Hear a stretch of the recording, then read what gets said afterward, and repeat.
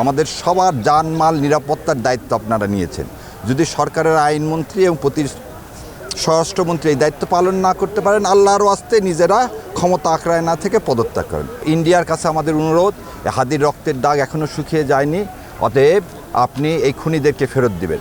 আজকে আপনাদের পিছনে দেখেন কত হাদির অপরাধটা কি? হাদির অপরাধ একটাই, সেটা হচ্ছে সে ভারতীয় আধিপত্যবাদের বিরুদ্ধে কি করছে, লড়াই করে গেছে, আজীবন সংগ্রাম করে গেছে। আর এই ভারতীয় আধিপত্যবাদ দেখেন 16ই ডিসেম্বর ইন্ডিয়া কখনোই আমাদেরকে রাষ্ট্র হিসাবে মেনে নেয় না। আর আমাদের এই সংগ্রাম, আমাদের মুক্তির সংগ্রাম, স্বাধীনতার সংগ্রাম, আজকের এই সংগ্রাম, আজকে এই সমস্ত লোককে দেখতেছেন একটি স্বাধীন সার্বভৌম বাংলাদেশ হিসাবে ইনশাল্লাহ আমরা পৃথিবীর এরিয়াতে মাথা উঁচু করে দাঁড়াবো। তা হাদির রক্তত্যাগ, হাদির অপরাধ যদি থাকতো আপনি করতে পারতেন।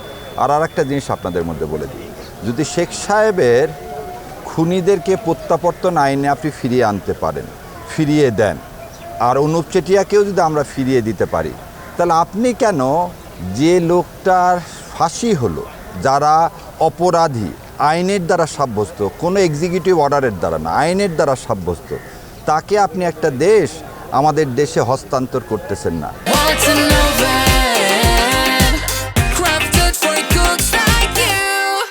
তাহলে আপনারা আমাদেরকে যে বলতেছেন এখানে সন্ত্রাসী বা এক্সট্রিমিস্ট এই দেশে উৎপন্ন হচ্ছে, এটা সত্যি কথা না? আপনি এক্সট্রিমিস্টদের জায়গা দিচ্ছেন, এটা সত্য কথা।